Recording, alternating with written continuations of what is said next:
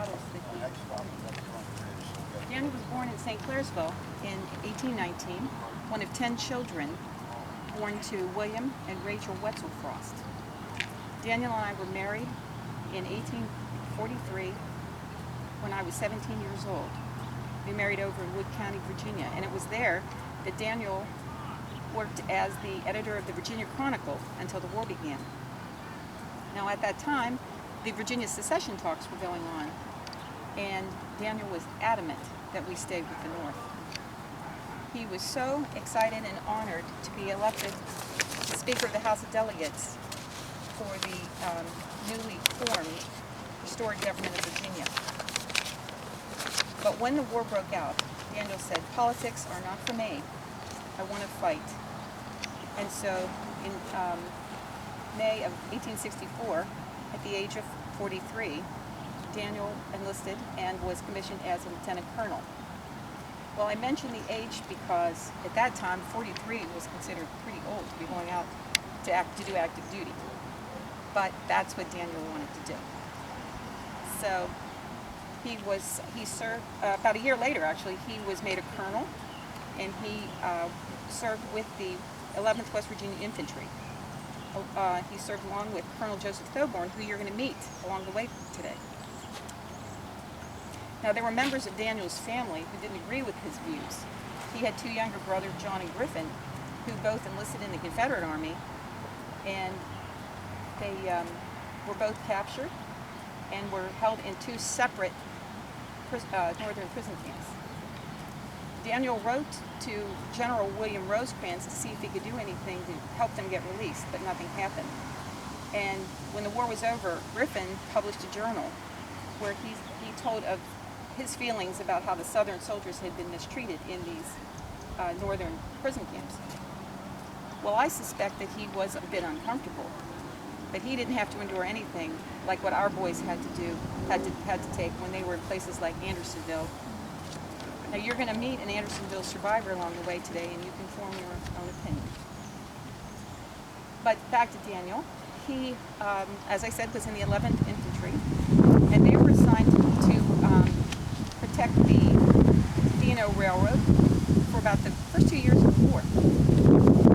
They began to see a bit more action around May of 1864 over in eastern, what is now southwestern Virginia, in a battle called Floyd's Mountain. Now, he says that they began with an artillery barrage, but because of the mountainous terrain, they had to dismount from their horses and everybody had to go on foot. General Crook, George Crook, was their commander, and he was still wearing his jack boots. And when they were crossing the stream, he began to sink down in because his boots were filling up with water. Some of the fellas had to pull him out. He was lucky. There were others who weren't quite so lucky. Well, it was a battle that the North won because we were outnumbered the Confederates 3-1. But it was one that had an awful lot of loss of life because of the hand-to-hand combat that had to take place. Now, I didn't hear about that battle till later. See, I was at home. We had just lost our baby girl. So I was fortunate not to hear about that till later. She died a few days before the war began, and she was just 2 weeks old. Well, Daniel and his troops then went on to the Battle of Snickers Ferry, or some people refer to it as Battle of Cool Springs.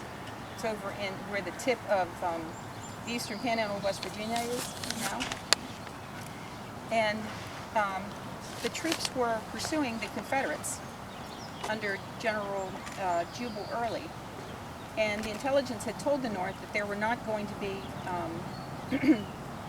they wouldn't encounter much more than a rebel picket line over there, because they felt that Early had already left. Well, it turned out that that was not the case.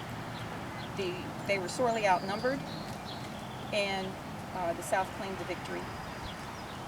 My husband, Daniel, was in charge of the 3rd Brigade that day. he took a wound to the abdomen. He died the next day on July 19, 1864. We had a son, Bushrod Taylor Frost, who was old enough to fight in the war, and thankfully he came home safe and sound. I had, I was a widow with small children to care for. So 3 years after Daniel died, I remarried a fellow by the name of Andrew Brown. When Andrew passed, I married John Brigman, and we lived in Illinois, and that's, as I had said earlier, where I came in from today to visit Daniel's gravesite. I hope you'll visit again. Thank you so much. Very nice.